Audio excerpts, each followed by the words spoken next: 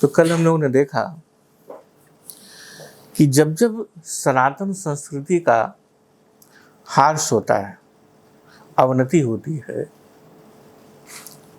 तब तब संस्कृति से ही ऐसे ऐसे महापुरुषों का जन्म होता है जब उसको पुनर्स्थापित करते हैं। सनातन संस्कृति का तात्पर्य है वह संस्कृति जो सनातन काल से सनातन पुरुषों के लिए, सनातन जीवों के लिए कल्याणकारी होने का स्पष्ट उद्घोषणा है। वो है सनातन संस्कृति। वो जिस क्षेत्र में सबसे अधिक पाई गई वो हमारी भारत भूमि रही, लेकिन वही संस्कृति विश्व के हर पटल पर रही।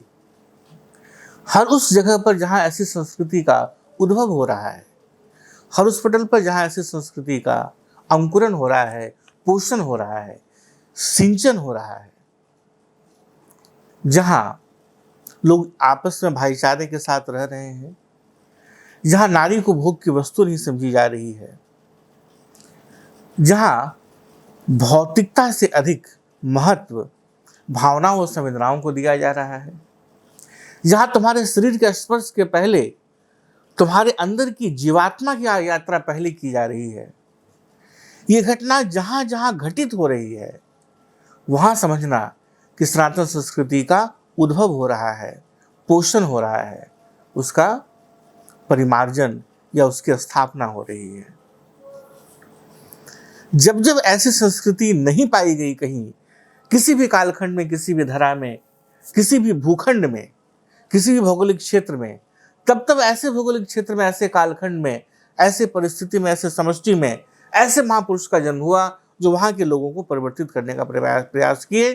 और जो सनातन संस्कृति सर्व कल्याणकारी है, सर्व समावेशी है, सभी लोग के बारे में सोचने वाली है, ऐसे संस्कृति की स्थापना की है। हम लोग भारतवर्ष में नहीं कैसे देखते हैं, भारतवर्ष के बाहर हम लोग देखते हैं मोहम्मद को, जीसस को, उसके पहले इब्राहिम को, और ऐसे तमाम लोगों को हम लोग देखते हैं जो उस समय की जो कुरीतियां थी उसके विरुद्ध खड़े होकर लोगों को समझाने का प्रयास किए थे। हम लोगों ने कल ये भी देखा कि जब भारतवर्ष में ऐसी अवनति हुई संस्कृति की, उससे भगवान बुद्ध जैसे एक महापुरुष का जन्म हुआ जो अपने अनुभव से अपने आप को ब्रह्म के अनुरूप बना लिए, ब्रह्मनिष्ठ हो गए, इसलिए हम लोग उन्हें भगवान भी कहने लगे। और उन्होंने वैदिक संस्कृति में या सनातन संस्कृति में जो कुरीतियां चली आई थी उसको बाहर निकाला करके फिर एक धर्म की स्थापना हुई। वो धर्म जो पहले से मौजूद था उसको उन्होंने पुनर्स्थापित करने का प्रयास किया और ऐसा चलना प्रारंभ हुआ।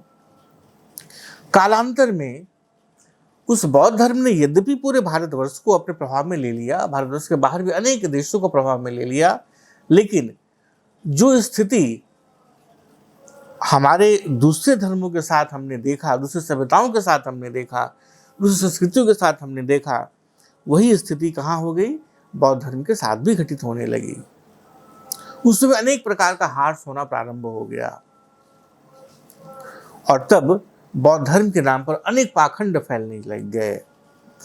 ऐसे परिस्थिति में जब पूरी का पूरा परिवेश, पूरी की पूरी समष्टि, पूरा राष्ट्र, इवन पूरा विश्व ऐसे संकट में था कि बौद्ध धर्म के महान मूल्यों को छोड़कर कुछ कुछ चीजें ही केवल रह गई थी जिसका लोग पालन कर रहे थे, केवल पाखंड ही व्याप्त हो गया था।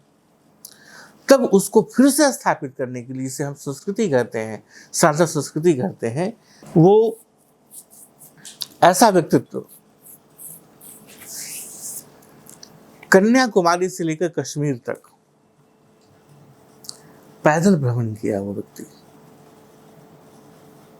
और उस समय लोगों की प्रेम से विजय करते हुए, लोगों का प्रेम से विजय करते हुए, और जो बौद्धिक लोग थे उनके साथ शास्त्रार्थ करते हुए और उनसे ये शर्त लगाते हुए कि यदि शास्त्रार्थ में आप जीते तो मैं आपका शिष्य हो जाऊंगा, और यदि मैं जीता तो आप हमारे शिष्य होंगे। ऐसे बौद्धिक युद्ध को कहें या बौद्धिक विचारधारा के साथ क्रांति को लेकर के वो व्यक्ति मशाल लेते हुए चला। और भारत की हर उस क्षेत्र में जहां ऐसा व्यक्ति बैठे हुए थे ये कहते हुए कि मैं सबसे अधिक जानता हूं, वो उसके पास गए और उनके पास शिष्यों की असीम श्रृंखला हुआ करती थी जिनके पास गए। उन्होंने सबके सामने उनकी चुनौती दी कि यदि आपके बात से मैं सहमत हो जाऊं तो मैं आपका शिष्य हो जाता हूं, और हमारे बात से यदि आप सहमत हो जाए तो आपको मेरा शिष्यत्व ग्रहण करना पड़ेगा। किस उद्देश्य से? किसी अहंकार से नहीं। उद्देश्य था कि सनातन संस्कृति का पुनरुत्थान हो। तो ये कहना चाहते थे कि जो मेरा मत है वो मेरा अपना मत नहीं है। जो मत हुआ जाना चाहिए तार्किक रूप से, जो मत सत्य होना चाहिए, हम लोग उस मत के ऊपर बैठकर बातें करें और हम लोग ये देखें कि जो आप अपने मत को बता रहे हैं कि ऐसा मत होना चाहिए, क्या वो तर्क संगत है या उससे एक आध पायदान हम आगे जा सकते हैं। यदि उससे एक आध पायदान हम आगे जा सकते हैं तो इसका मतलब है कि आपका जो मत है वहां तक अंत नहीं हो सकता सिद्धांत का। वैज्ञानिक पद्धति क्या है? एक निश्चित सीमा तक आप एक सिद्धांत निकालते हैं और क्योंकि उसके बाद कोई और दूसरा सिद्धांत नहीं है इसलिए हम कहते हैं कि सिद्धांत प्रतिपादित हुआ, ये अंतिम सिद्धांत है। यदि उस सिद्धांत के आगे हम जा सकते हैं या उस सिद्धांत के विपरीत हम कुछ प्राप्त कर सकते हैं तो क्या उस सिद्धांत को हम कहेंगे कि अंतिम सत्य है? नहीं कहेंगे। उसी प्रकार से उन्होंने कहा कि जो कुछ भी आप कह रहे हैं हम लोग उस पर बैठ कर चर्चा करें और उसमें कोई तरह का हमारे अंदर एक कट्टरपंथता नहीं हो, एक वितंडावाद नहीं हो, एक जिद नहीं हो कि जो हम कह रहे हैं चूंकि हम कह रहे हैं इसलिए वो सही है, ये जिद ना हो। हम लोग बिल्कुल खुले विचार से, खुले मन से बैठकर हम लोग आपस में वार्तालाप करें, तर्क वितर्क करें और सारे प्रमाण सिद्धि के अनुसार, सारे तर्क बुद्धि के अनुसार यदि आपकी बात लगती है कि बस वही सत्य है और जो मैं कहना चाह रहा हूं वो गलत है तो फिर मैं आपकी बात को स्वीकार करूंगा ही करूंगा, क्योंकि उसके अलावा मेरे पास उपाय क्या है। यदि मैं एक बुद्धिमान और बुद्धिशील व्यक्ति हूं और यदि मैं तार्किक व्यक्ति हूं, मैं जिद्दी नहीं हूं, मैं अभिमानी नहीं हूं, मैं इस बात को समझने को राजी हूं कि नहीं जो मैं कह रहा हूं वो भी मैंने कहीं से जाना है, तो जो मैंने जाना है इतना ही ज्ञान हो, इस पाखंड में या इस मुगालते में, इस गलतफहमी में मैं नहीं हूं, मैं इस ज्ञान को और बढ़ाना चाहता हूं। तब ऐसी परिस्थिति में यदि आपका ज्ञान मेरे ज्ञान से ज्यादा है तो मैं अपने ज्ञान में उसका संवर्धन करूंगा, उसको विकसित करूंगा, उसको जोड़ लूंगा, उसका योग हो जाएगा हमारे ज्ञान में। ठीक यही बात आपके ऊपर भी लागू होती है। लेकिन यदि आप कुआं बना के बैठे कि नहीं भाई हम तो भाई कुआं के मेढक हैं, हम कुआं में ही रहेंगे और हम इससे अधिक नहीं जानना चाहते और हम यही मानते हैं कि यही सत्य है, तो इसका कोई उपाय नहीं, कोई इलाज नहीं है। इसी बात को हम लोग आज भी कह रहे हैं इस समाज को, इस समष्टि को, कि न तुम जिद करो कि तुम जो कहते हो वही सत्य है अंतिम, न हम जिद करें कि जो हम कह रहे हैं वही सत्य है अंतिम। हम लोग बैठ के बातें तो करें, हम लोग ये समझे तो कि जो तुम समझ रहे हो, जो तुम कह रहे हो कि बस हमारा पंथ ही सही, हमारी पुस्तिका ही सही, हमारा मत ही सही, क्या यही सत्य है? हम उसी प्रकार से हम भी ये नहीं कह रहे कि तुम मेरी बात को मान लो, लेकिन बैठ के बातें तो हो, एक खुले मंच पर विचार का आदान प्रदान तो हो और तब उसमें जो श्रेष्ठ आए उसे स्वीकार किया जाए, जो श्रेष्ठ ना आए उसे हम भी स्वीकार करें, तुम भी स्वीकार करो और हम दोनों मिल करके इस योजना को आगे बढ़ाएं, इस आंदोलन को आगे बढ़ाएं। इसमें यदि तुम्हें लगता है कि तुमसे अधिक हम जान रहे हैं तो हमसे तुम ग्रहण करो, अब मुझे लगता है कि तुम हमसे अधिक जान रहे हो तुमसे हम ग्रहण करेंगे। यही तो शिष्य गुरु का संबंध है और क्या है। यदि शिष्य से ज्यादा गुरु जानता है तब तो ऊपर बैठ के तुम्हें बता रहा है। कल हो के यदि वो तुमसे अधिक, तुम गुरु से अधिक तुम जानने लगे तो ऐसा गुरु को कभी भी संकोच नहीं होगा कि नीचे आके वही पालथी मार के तुम्हारे चरणों में बैठ जाए और कहे कि आप मुझे बताइए, आप तो मुझसे अधिक जान चुके हैं।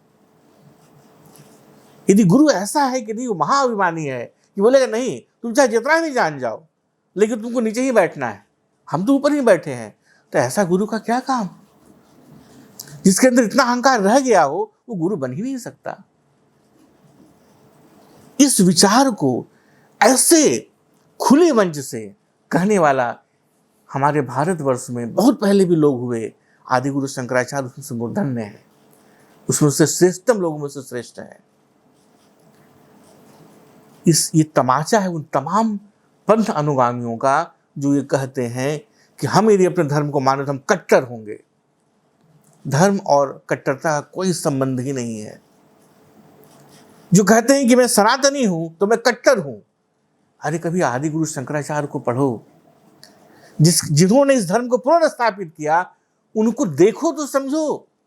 जो उन्होंने कहा कि कट्टरता को तो बिल्कुल किनारे कर दो, इतना ज्यादा तुम उदार हो जाओ कि समझो दूसरे के बातों को और उनके सामने तर्क रखो, बातें करो।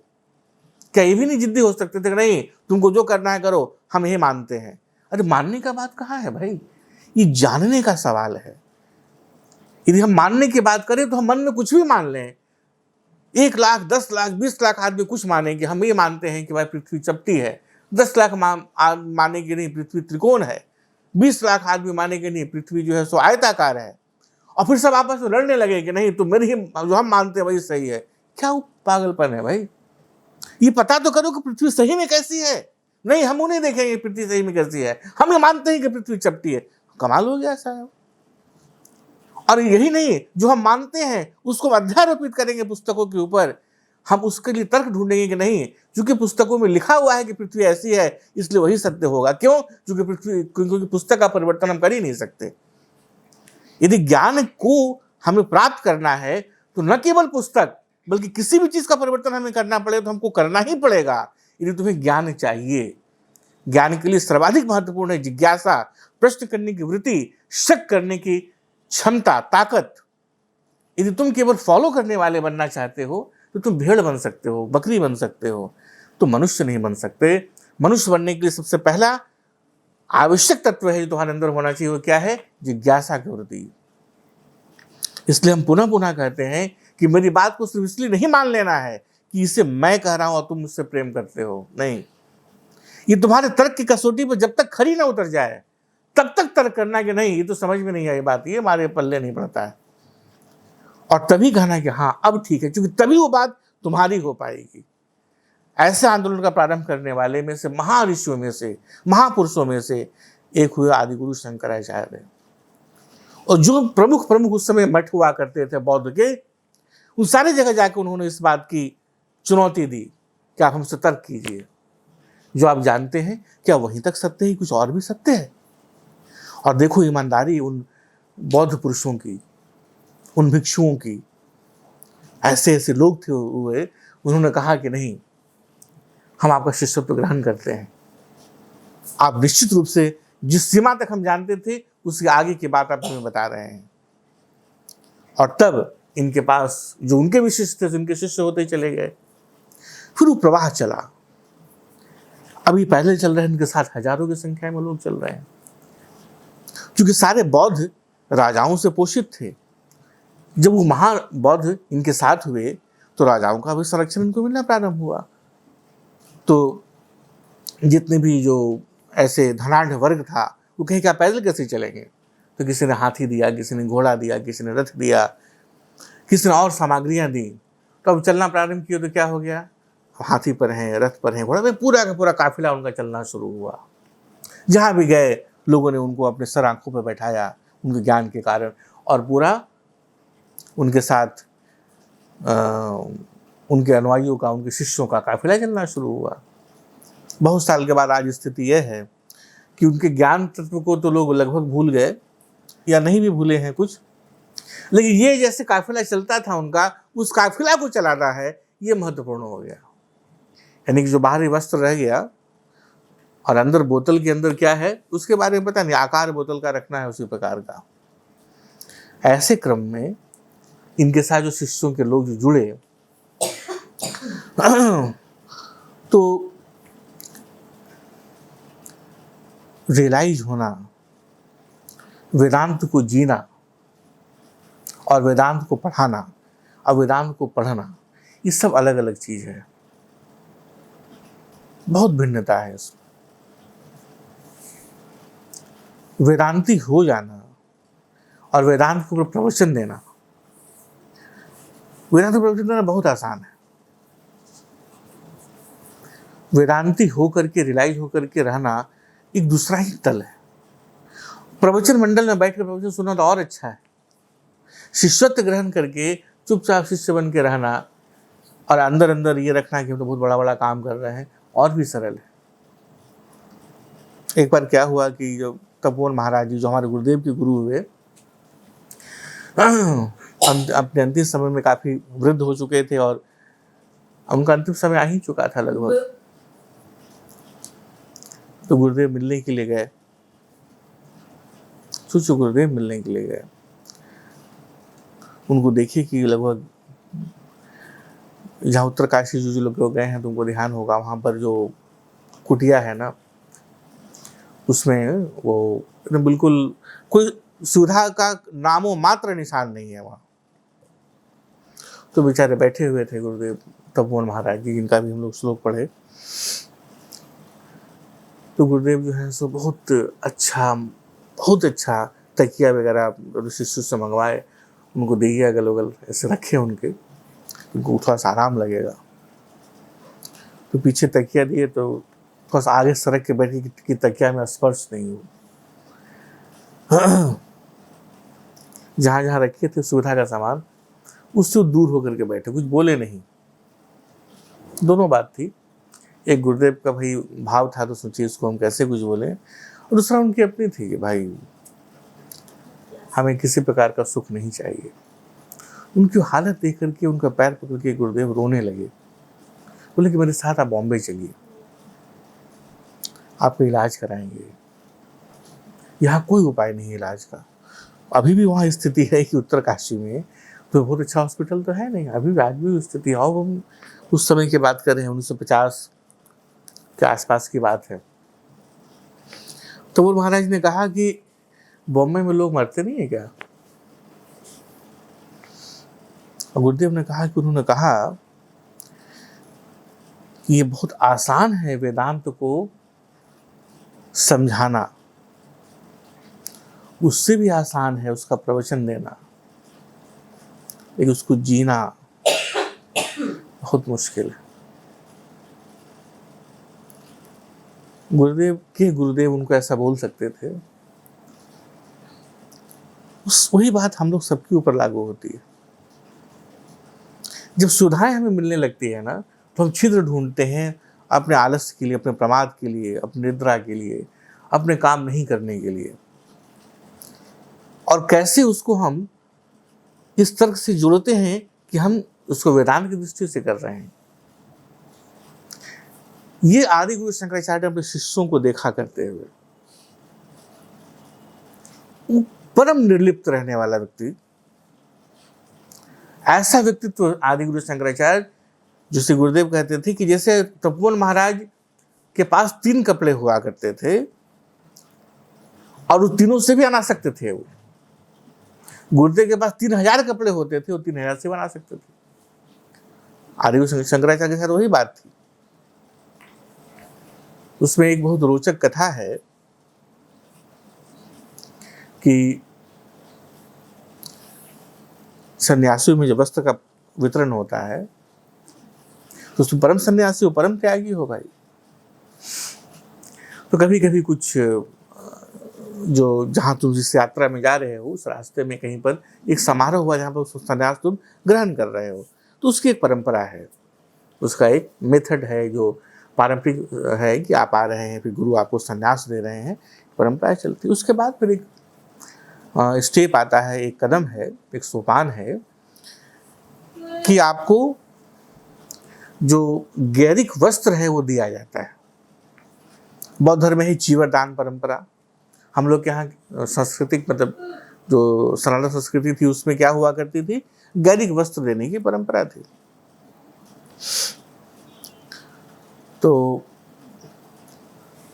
समारोह हुआ सन्यास का, जो अनेक शिष्य लोग थे, उसमें एक शिष्य था, कुमुद नाम का एक शिष्य था, उसको भी सन्यास दिया गया।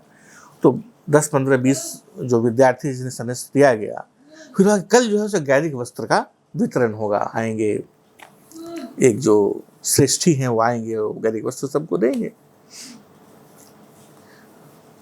वो जो कुमुद था वो जाके रात में देखता है कैसा कैसा हमको वस्त्र मिलने वाला है, कल से संन्यास मिलने वाला है उसको, कैसा कैसा वस्त्र उसको मिलने वाला है। और एक वस्त्र के प्रति हुआ कि खास यही वस्त्र हमको मिल जाएगा ना, अच्छा है। कलर तो सबका समान है, लेकिन आज की जैसी बात तो थी नहीं कि एक ही मिल से एक ही प्रकार का वस्त्र निकल रहा है। तो यूनिक यूनिक वस्त्र हुआ करता था, अलग अलग, जितना बारी बिना जाएगा कुछ अलग अलग भी रहेगा। एक वस्त्र बड़ा पसंद आया उसको कि ये हमको मिलना चाहिए। और देखो ऐसा नियति का क्रम चलता है। जिस समय गैरिक वस्त्र वितरण हो रहा था, वो वस्त्र जैसे ही उसको दिया गया, उसके पहले से हालत खराब रही होगी, कुछ बात रही होगी, उसकी मृत्यु हो जाती है। वस्त्र ग्रहण किया, बेचारा घर आया, घर यानी कि अपने कुटिया में आया, और उसी क्षण उसकी मृत्यु हो गई। मृत्यु हो गई तो जो वस्त्र था वो फिर किसी और को दे दिया गया। अब उसके प्रति जो ये वासना इतनी तीव्र थी कि वो जो वस्त्र के अंदर जो कीड़ा पाया जाता है, वो कीड़ा बनकर उस वस्त्र के अंदर प्रवेश कर गया। और जो कोई उस वस्त्र को लेता उसको काटता, और था नियम कि आप उसको परिवर्तित नहीं कर सकते।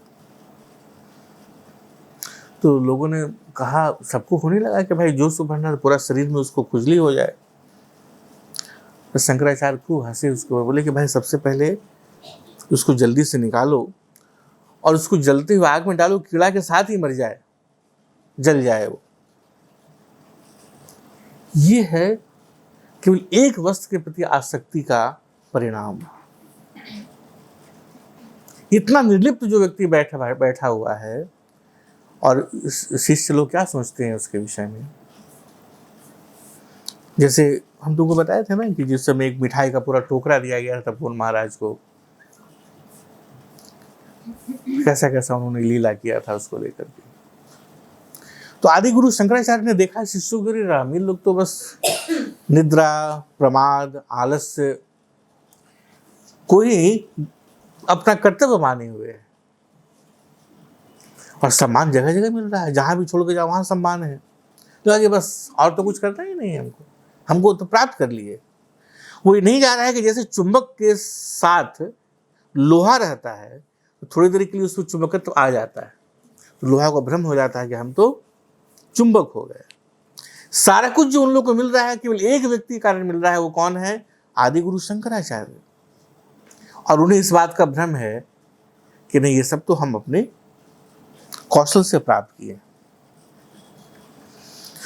इस एक भ्रम को तोड़ने के लिए जो हम लोग कहते हैं काशी विश्वनाथ, बनारस में काशी विश्वनाथ के मंदिर के रास्ते में अपने शिष्यों के साथ जा रहे हैं आदि गुरु शंकराचार्य, और सामने से चांडाल जो शमशान भूमि में रहते हैं वो कुत्तों के साथ चले आ रहे हैं।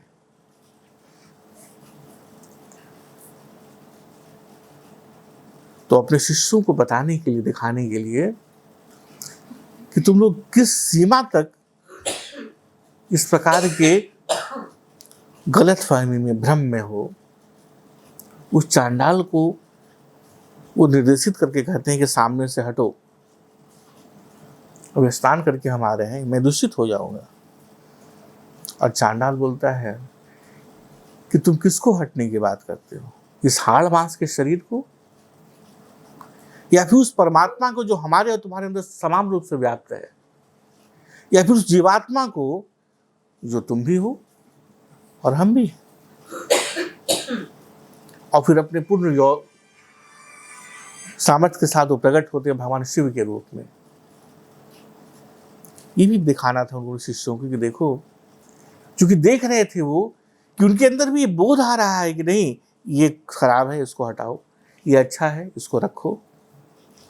वो जो सर्व विधायकपन है, सब स्वीकारिता है, जो अध्यात्म की मूल पूंजी है, उसी का अभाव होने लगा था। ऐसी घटनाएं वो करते रह रहे थे, फिर भी बहुत ज्यादा प्रभाव लगा कि इन लोगों पर नहीं पड़ रहा है। तो अपने शिष्यों को डायरेक्ट नहीं बोलते हुए, अपने शिष्यों को सीधा नहीं डांटते हुए, क्योंकि बहुत बड़े मनोवैज्ञानिक थे आदि गुरु शंकराचार्य, बहुत बड़े मनोवैज्ञानिक, जो तुम उनका जब आत्मबोध तत्वबोध पढ़ रहे होगे, जब पढ़ा रहे होंगे, तो तुमसे समझा होगा किस गहराई तक उन्होंने मन विश्लेषण किया है, जो आज का आधुनिक मनोवैज्ञानिक सोच भी नहीं सकता है। जहां आज का आधुनिक मनोविज्ञान पहुंचा वो उनका प्रारंभ था कि अच्छा यहां तक समझ गए ना, अब देखो, अब समझो इसके बाद क्या है।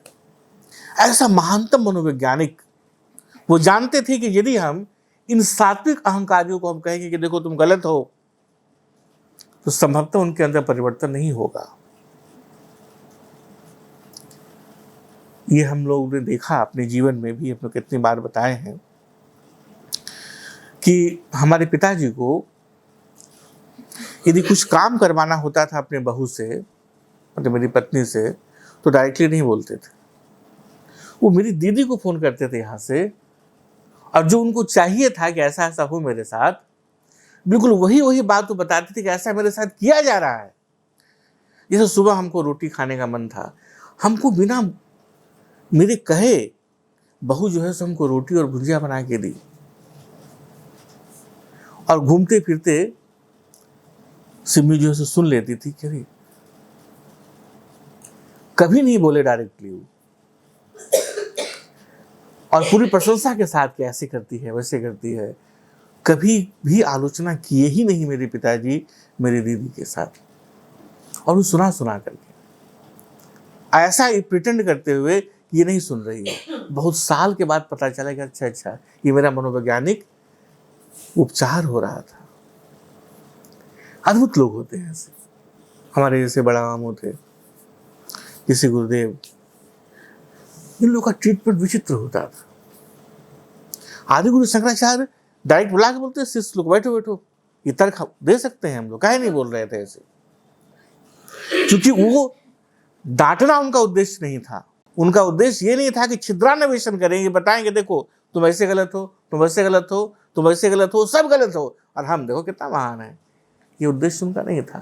और हम लोग का उद्देश्य क्या होता है, कैसे किसी को पकड़ के ये दिखा देंगे तुम गलत हो, और उसके माथा पर सवार रहते हैं, समझा गलती किया ना, तुम किया कि नहीं किया, और यदि मान लिया गलती किया मान लिया, कैसा थेथर आदमी है, निर्लज है, मानता भी गलती कर लिया। अरे तो ये नहीं चाहते तो भाई कि मान ले, बोले कि नहीं, उद्देश्य क्या है, कुछ नहीं उद्देश्य कि तुम गलती मानो, तो मान लिया भाई, अब गजब हालत है, मान लिया गलती है, तो उसके बाद करे क्या बेचारा। तो मनोवैज्ञानिक विश्लेषण करने वाले अभूतपूर्व व्यक्तित्व में से एक रहे हमारे आदि गुरु शंकराचार्य। कहे कि इन लोग डायरेक्ट सुनने वाला नहीं है। तो रास्ते में जा रहे थे, उस क्रम में देखे कि एक व्यक्ति 80-85 साल का बूढ़ा व्यक्ति, बहुत मुश्किल से उसको दिखाई दे रहा होगा। पाणिनि सूत्र जो है, अब तो तुम थोड़ा सा पाणिनि सूत्र जान गए हो, उसमें एक सूत्र है ऋंग किन करणे। बहुत सारा सूत्र है, लगभग 4-5 हजार सूत्र है। 85 साल की अवस्था में जो बेचारा अभी एक पैर जो है शमशान घाट पर, एक पैर उसका घर पर है, ठीक से दांत उसका एक आध बचा है कि नहीं बचा है, आंख से दिखाई नहीं दे रहा है, और व्याकरण के जो मूर्धन्य किताब, जो सर्वश्रेष्ठ किताब हो सकता है, पाणिनि का सूत्र, उसको निकाल के उसको रटे जा रहा है साहब। एक पाणिनि साहित्य को, पाणिनि व्याकरण को पढ़ने में, समझने में वर्षों लगते हैं।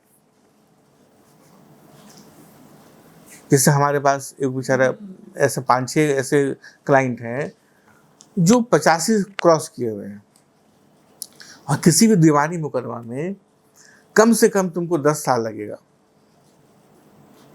और वो 75 तरह का केस लेकर के आए हुए, इसको तो फाइल करके हमको किसी हाल में करना है। बोले कि बाबा इस पर 10 साल लगेगा। हाँ 10 साल में हो जाएगा ना? हाँ ठीक हो जाएगा, ठीक है कीजिए, 10 साल में। हम बोले कि क्या कीजिएगा, समझने को राजी नहीं है वो। लगने हमको चाहिए क्या है भाई, जमीन का टुकड़ा, यहाँ वाला टुकड़ा, वहाँ वाला टुकड़ा, हम टुकड़ा टुकड़ा करके अपने अपने टुकड़ा में बच जाएगा ही, ये तो बचेगा ही नहीं। और इतने ज्यादा आसक्ति से भरा हुआ इंसान, ये सभी लोग, जो लोग इतना केस फाइल कर रहे हैं कि मतलब 1 इंच जमीन दुर्योधन की तरफ देने को तैयार नहीं है अपने विपक्षियों को, ऐसे में बेचारा नष्ट हो जाने वाला है पूरा जीवन उसका। दया से भरा हुआ। उन लोगों को देख के दया आती है, क्या कर रहे हो यार, जैसे कोई जंग रहे कि नहीं भाई बचा हुआ है जीवन तो कुछ किया जाए। अब जैसे आज हम निकाले कि नहीं, अब हमको हर हाल में अरबी भाषा सीखना है, अली बेदे हमको सिखाना शुरू करो। भाई कहा कर रहे हैं ये पागलपन। क्या फिर हम निकाले नहीं, हम फिर से मैट्रिक देगा, हमको अच्छा लगता है मैट्रिक क्लास में बैठना। बच्चा लोग खेलते कूदते देखिए स्कूल बड़ा प्रसन्न हो गया, हम बोलेंगे ना हम तो नर्सरी में एडमिशन लेवे करेंगे। बच्चा लोग के साथ हम भी बैठेंगे, ए फॉर एप्पल, टीचर हमको उछल उछल के बताएंगे, हम भी करेंगे, गाएंगे, अच्छा लगता है साहब। तो कोई मना करेगा हमको? भाई मेरा संवैधानिक अधिकार है, हम किसी भी कक्षा में एडमिशन लें, हमको मना कर दीजिएगा साहब। हम जाएंगे सर डीएवी में जाके, डीपीएस में जाके हम नर्सरी में एडमिशन लेंगे, पहुंच जाएंगे अपना दाढ़ी उड़ी बना करके कि हम बच्चे हैं हमको एडमिशन लीजिए साहब। और यदि इन केस में एडमिशन नहीं लिया तो हम बाहर धरना देकर बैठ जाएंगे, बोले कि तुम जैसे पढ़ाओगे अंदर वैसे हम बाहर पढ़ेंगे। तो लोग हंसेगा ही ना, कहेगा क्या बात, अभी नर्सरी करेगा तो तुम इंटर करते करते तो साफ हो जाओगे, नहीं हो सकता। आदि गुरु शंकराचार्य ने जब देखा, उनको कहा कि वाह वाह, ये सर्वश्रेष्ठ उदाहरण हो सकता है हमारे शिष्यों के लिए कि तुम वही काम कर रहा है, इसका कोई लाभ नहीं है, बस खाली रट रहे हो, तुम अपने ग्रंथों को सिर्फ रट रहे हो। ये बेचारा रट के भी क्या करेगा। ध्यान रहे, व्याकरण के विरुद्ध नहीं थे शंकराचार्य, ध्यान रहे, ज्ञान के विरुद्ध नहीं थे शंकराचार्य। लेकिन 85 साल का एक वृद्ध व्यक्ति जो बस अब जाने ही वाला है, हमारे जैसा 50-52 साल का व्यक्ति जो कि नर्सरी पढ़ के क्या कर लेगा। जैसे बहुत सारा फल का हमको अंग्रेजी नहीं आता है, जैसे कटहल का अंग्रेजी का होता है, हम बार बार पूछते हैं, भुला जाते हैं। तो ना हम कोई हालत नर्सरी पढ़ के हमको कटहल का अंग्रेजी जानना ही जानना है। अरे भाई जान के भी क्या करेंगे। एक बार गुरुदेव प्रवचन दे रहे थे तो उनको बताना था कि तुम्हारे बुद्धि में जैसे कांटी को हथौड़ा से मार के ठोका जाता है ना दीवार में, उसी प्रकार से इसको हमको ठोकना है। अब उनको याद ही नहीं आए हथौड़ी का अंग्रेजी और कांटी का अंग्रेजी, थिंक। तो बोले, तो सब लोग बोला नेल हैमर, हाँ दैट इज, तुम लोग you know better, I don't need to remember it. ये विवेक चुड़ामणि का जो तुम प्रवचन सुनोगे ना, बोला तो क्या बोलते हैं उसको, पूछते हैं सबसे, बेटा वैसा ना जो प्रवचन सुन रहे हैं उन लोग पूछते हैं कि क्या होता है उसको इस्तेमाल। अब हम उनको लगता है भाई बड़ा मुश्किल है, हमको हैमर का अंग्रेजी नहीं अच्छा, अभी हम पढ़ा करते हैं, आई चल जाते हैं भाई हम ऑक्सफोर्ड में पढ़ने के लिए कि ना भाई हमको ऑक्सफोर्ड में पूरा प्रोनाउंसिएशन समझेंगे, पर पागलपन है। जैसे हम लोग एक साधन है, साध्य क्या है कि हम शास्त्र को समझें। कबीर तो कुछ नहीं पढ़े, रैदास कुछ नहीं पढ़े, क्या व्याकरण जानते थे वो, लेकिन कबीर ने जो लिखा है, जो कहा, लिखा भी नहीं कहे, जो मसी कागज छू नहीं, कलम गए नहीं हाथ, मतलब जो जिन्होंने न स्याही और कागज को छुआ ही नहीं है, कलम भी जिसके हाथ में नहीं गया है, वो कबीर। सोचो, आज उसको पीएचडी किया जा रहा है। इसलिए वो महत्व नहीं है कि तुम व्याकरण को पढ़ो, महत्व उसको इसलिए पढ़ रहे हैं हम लोग कि हम ज्ञान को अच्छी प्रकार से समझ सकें। तुम्हारी यदि अंग्रेजी, हिंदी, अरबी, फारसी सब अच्छी है तो तुम समझ सकोगे क्या है। लेकिन उद्देश्य हो जाए जीवन का कि नहीं हमको हर हाल में बस तरह तरह का पीएचडी लेते रहना है, तो डेथ बेड पर रहे और तुमको आगे सर्टिफिकेट देगा, लीजिए साहब अभी मर रहे हैं आप, हाँ लेकिन एक और पीएचडी सर्टिफिकेट आ गया आपके पास। व्हाट डज इट मैटर, कोई मतलब नहीं है। इस जो ज्ञान आप हासिल करना चाहते हैं उसने आपके जीवन में क्या परिवर्तन लाया, आपके विचारों में क्या परिवर्तन लाया, आपको कौन कौन सा अनुभूतियां दिया गया, ये महत्वपूर्ण है ना। तो ये बात भी बहुत महत्वपूर्ण है कि जो उनके शिष्य थे, ऐसा नहीं कि साधारण शिष्य थे, हर एक शिष्य कहां कहां से उठा उठा के वो लाए थे। एक भी शिष्य आके चैन नहीं किया था कि आपको हम गुरु बनाते हैं। उसके माथा पर सवार हुए और कहे कि पहले तू समझ, बोला समझ गया, हाँ चल तू मेरा शिष्य बन। उसके पास कोई विकल्प नहीं था। पकड़े उसको, गर्दन पकड़े, किसी का बाल पकड़े, किसी का कान पकड़े, किसी का चुरकी पकड़े, बोले कि नहीं तुम तो गुरु बनना पड़ेगा, तुमको शिष्य बनना पड़ेगा हमारा। चयन शंकराचार्य का था तो साधारण चयन नहीं हो सकता उस व्यक्ति का। तो हर व्यक्ति के अंदर सात्विकता का भंडार मौजूद था, थोड़ा सा उसके ऊपर कलमश आ गया, थोड़ा सा जैसे एक शीशा है, उसके ऊपर कभी कभी धूल जम जाता है, उसको साफ किए चेहरा दिखने लगता है। तो वैसा ही कुछ धूल उनके ऊपर जम गया था, बस इतना ही जरूरत थी उन्हें कि बस थोड़ा सा फूंक देने का जरूरत था कि धूल साफ हो जाए, या जहाँ बहुत ज़्यादा गहरा धूल है तो कपड़ा से रगड़ देने की जरूरत थी। जैसे कभी कभी तुम लोगों के साथ होता है, 2-4 महीना गुजर जाता है, उसके बाद तुम लोग को टांग उधर फंसा रहे हैं, कोई वहाँ उधर फंसा रहे हैं, तो बोलते हैं और सब लोग बैठ के हम लोग बातचीत करें। जब बातचीत करते हैं तो उसके बाद लगता है कि इससे स्नान कर लिए यमुना जी में, हम लोग उसके बाद बाहर निकलते हैं। उसी तरह लगेगा अच्छा मौका है, सामने एक ऐसा वृद्ध बैठा है जो वही काम कर रहा है जो हमारे शिष्य लोग करके मस्त है आपस में। उसको देख कर बोलेगा अरे पागल। उसको हुई संबोधित करते हुए, डायरेक्ट नहीं बोलते हुए अपने शिष्य को संबोधित करके बोलते हैं आदि गुरु शंकराचार्य, ये बताने के लिए अपने शिष्यों को जो पीछे खड़े हैं सब, कि देखो इस दोष से अपने आप को मुक्त करो। क्या बोलते हैं? बोलते हैं उस जो वृद्ध बैठा हुआ है उसको संबोधित करके कभी पागल। सोचिए उस समय वो मात्र 16 से 32 वर्ष के बीच की आयु रही होगी आदि गुरु शंकराचार्य की, जिस समय ही बोल रहे हैं वो। 8 वर्ष के थे तो संन्यास ले लिए आशी की तरह। ये जो कालखंड है उसी के समय रहा होगा। जो वृद्ध बैठे हैं उसको बोलते हैं क्या, भज गोविंदम भज गोविंदम गोविंदम भज मूढ़मते। जैसे उसको बोलते हैं उस वृद्ध को, तो बेचारा वृद्ध जो है उठा के देखता है ये कौन जीव है, वो क्या बोलने जा रहा है, हम तो पढ़ रहे हैं, अपना पढ़ाई कर रहे हैं। और फिर वो पढ़ता है, क्या पढ़ता है? वही जो सूत्र है डुमकिन करने। तो बोलेगा अरे बाबू हम अभी ने बताए, क्या बताए? संप्राप्ते सन ईते काले नहीं रक्षति डुंग्रिन करने। बोलेगा गोविंदम भज गोविंदम गोविंदम भज मूढ़मते। अच्छे, यदि किसी चीज़ का प्रचार करना हो तो उसके बारे में बहुत अच्छा से किसी व्यक्ति को बोलोगे तब सुनेगा ना कि भाई आप देखिए बहुत बुद्धिमान आदमी है, आपके पास अभूतपूर्व बुद्धि है, आप बहुत तर्कशील हैं, ज्ञानी हैं, आप तो कम से कम जो सही चीज़ है उसको समझिए। देखिए इस जो दांत का जो ये पेस्ट है इसमें तुलसी भी है, इसमें एलोवेरा भी है, इसमें लौंग भी है, इसमें हींग भी है, इसमें तेजपत्ता भी है। इससे अच्छा क्या हो सकता है? आप परम बुद्धिमान आदमी हैं, इसको आप रोज लगाया कीजिए। प्रचार तो ऐसे होना चाहिए, यही ना होगा। आदि को प्रचारक जाए किसी के पास कहे आप महाबेवकूफ आदमी हैं, लगाइए इसको।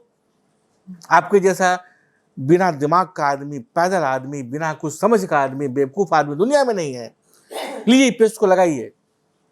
मानेगा 2 पल, हमको बुद्धू बोलता है, हमको देता है तो पेस्ट लगाने के लिए। आदि गुरु शंकराचार्य बोलते हैं मूढ़ मते, मतलब ऐसा नहीं मते, कैसा मते? मूढ़ मते। तुम्हें जैसा मूर्ख दुनिया में नहीं है कोई। अरे मूर्ख आदमी, बेवकूफ आदमी, पाजी आदमी, तुम्हें जैसा मूर्ख नहीं है कोई। क्या करो तब? भज गोविंदम भज गोविंदम गोविंदम भज, ज्ञान मते नहीं, मूढ़ मते। ये कौन तरीका है प्रचार करने का? क्योंकि बोल रहे हैं किसको? उस वृद्ध को नहीं बोल रहे हैं। यदि उस वृद्ध को बोलना होता तो कहते कि आर्य आर्य मते, ज्ञान मते, विज्ञान मते। बोल रहे हैं किसको? उसको बोले भज गोविंदम गोविंदम भज मूढ़ मते। वास्तव में ऐसा बोलना चाह रहे हो?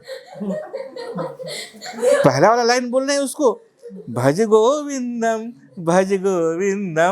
गोविंदम भज मूढ़ मते। That is the line. ये बहुत महत्वपूर्ण है समझना। बेचारी इतना, जो व्यक्ति इतना संस्कार से पला बढ़ा हुआ व्यक्ति है कि बिना अपने माँ की अनुमति के संन्यास लेने को राजी नहीं है। इनके माँ ने कह दिया कि संन्यास नहीं लेना है, हम अकेले क्या करेंगे?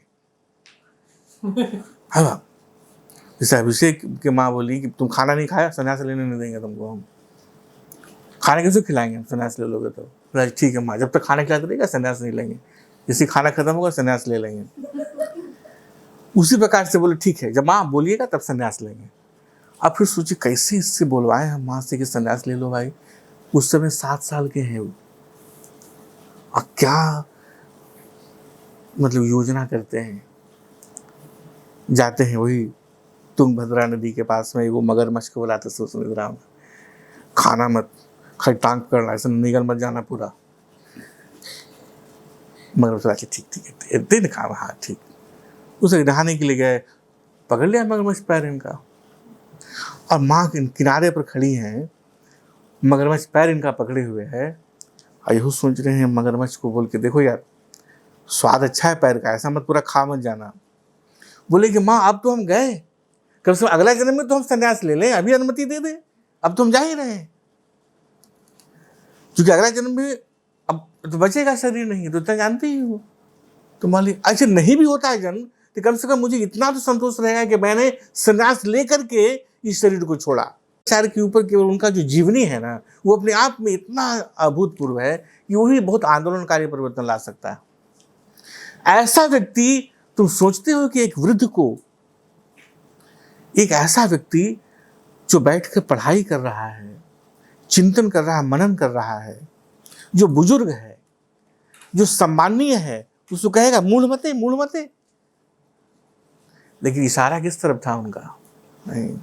ऐसे तमाम लोग जो इस प्रकार का क्रियाकलाप कर रहे हैं वो मूढ़ ही हो सकते हैं। इसलिए बोले क्या, भज गोविंदम भज गोविंदम गोविंदम भज मूढ़ मते। बोले क्यों करें भाई गोविंद का भजन? बोले संप्राप्ते सन निहिते काले नहीं नहीं रक्षति डुंकृन करने। बोले कि प्राप्ते नहीं, संप्राप्ते, जो सम्यक रूप से तुम्हें प्राप्त है पहले से ही, ऐसा नहीं कि बाद में मिलने वाला है। संप्राप्ते सन निहिते काले, जो काल तुमको पहले से प्राप्त है, अर्थात जो मृत्यु से अधिक ऐसी कौन सी वस्तु है जो तुम, जिसके विषय में तुम निश्चिंत हो कि हमको तो प्राप्त है पहले से, उसको हासिल करने की जरूरत नहीं, वो तो है।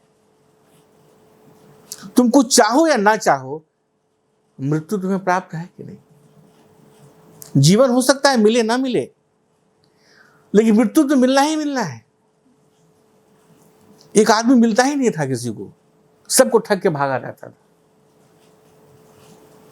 बहुत खोजते खासते एक महात्मा के पास एक आदमी गया, सब लोग मिलजुल करके, भाई वो जो आदमी है ना वो मिलता ही नहीं है, हम लोग सबको ठग के भागे हुए। बोले ऐसे नहीं मिलेगा, सब मिलेगा, चलो मेरे साथ। सबको लेके गए शमशान घाट। बोले सब बैठे रहो यहाँ पर शांति से, उसको यहाँ तो आना ही है ना कभी न कभी, इसको तो बना ही नहीं कर सकता, इंतजार करो, जब आएगा तो मिल लेना उससे। बोले ये तो तुमको प्राप्त है पहले से।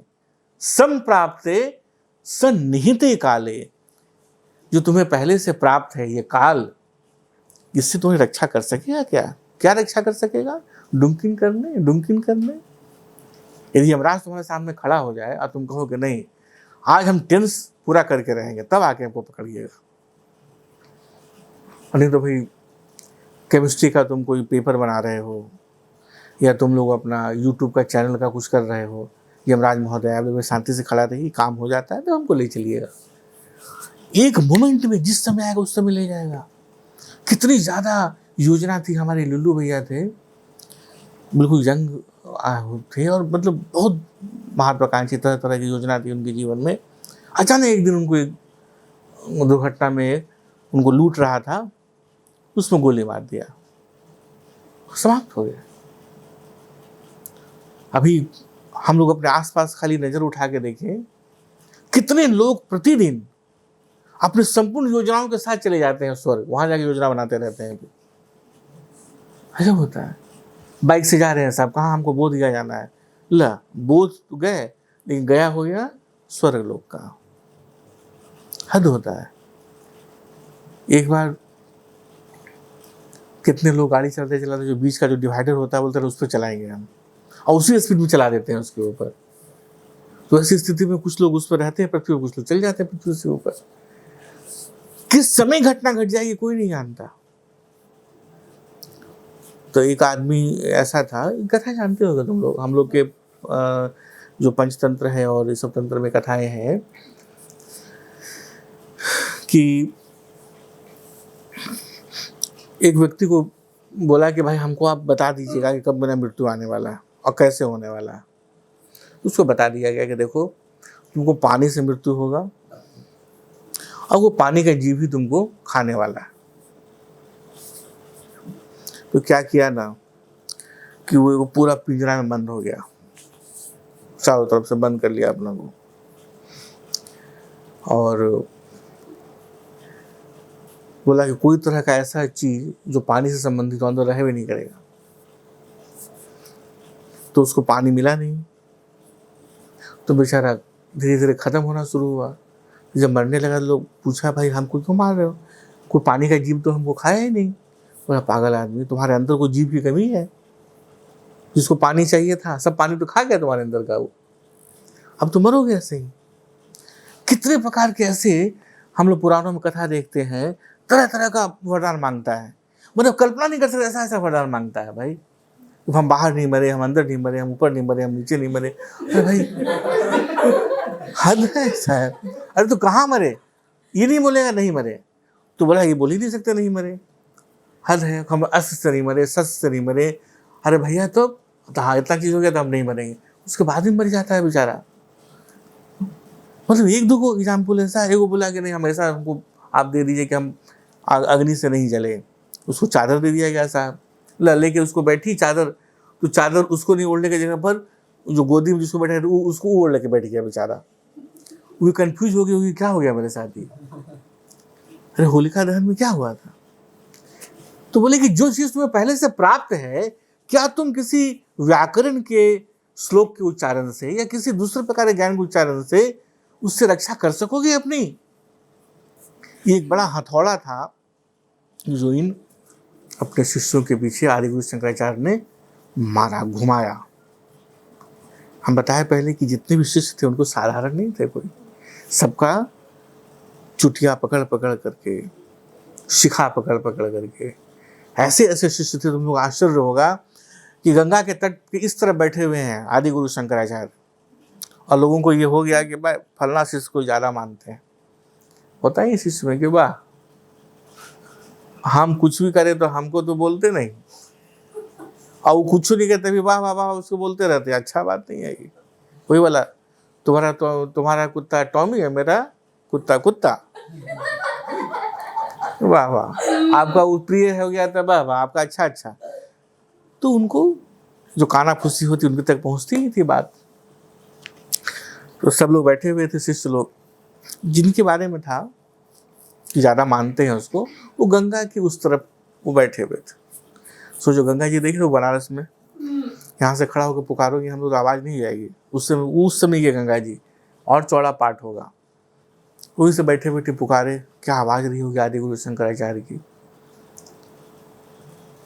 सुनो सुनो इधर आओ, वो आओ न देखे ताव, न लिए नाव न लिए कुछ, वहां से दौड़े शंकराचार्य जी के पास आने के लिए।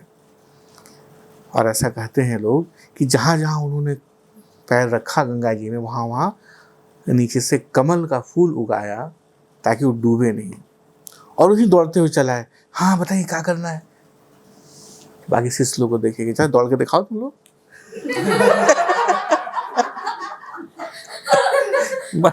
काना पुसी करता है सब। ऐसे ऐसे शिष्य थे पद्मपाद, इनका नाम ही बड़ा इसलिए उसी के नाम उनका नाम दिए भगवान शंकराचार्य उनको पद्मपाद। और जो एक मठ बनाए बाद में, मतलब 4 मठ चार जगह उसके अंदर बनाए, उसमें से एक का उसको इंचार्ज बनाए थे। ऐसे ऐसे शिष्य थे उनके साथ खड़े, कोई साधारण नहीं था तुकबंदी करने वाला शायर और कवि कि भाई वो आए उनकी याद में हम रोए और टब भर गया, वो आए और नहा के चले गए, ऐसा लिखने वाला कोई शायर नहीं था उनके पास। एक से एक प्रकांड विद्यमान, विदिता अखिल शास्त्र सुधार जले दी, कौन लिख रहा है भाई, टोटकाचार्य महाराज लिख रहे हैं उसको, आदिगुरु शंकराचार्य के ऊपर लिखा हुआ है। इसका एक अर्थ को समझने में समझना पड़ेगा पहला जो लाइन है क्या है, विदिता के लिए शास्त्र सुधा जल दे, नहीं तो परिषद महितार्थ दे। अब तो समझ में आ गया तुम लोगों, देखिए समझ। तो ऐसे ऐसे लोग पीछे खड़े हैं महाराज, साधारण लोग नहीं खड़े हैं, उसको बोल रहे हैं, उसको नहीं, मूढ़ मते। बोले संप्राप्ते सन्निहिते काले, नहीं नहीं रक्षते डुंकिन करने। जब ऐसा तमाचा, ऐसा गंभीर डांट आदि गुरु शंकराचार्य अपने शिष्यों को करते हैं, तो शिष्य लोग फिर क्या करते हैं हम लोग देखेंगे कल। ओम पार्थाय प्रतिबोधिताम्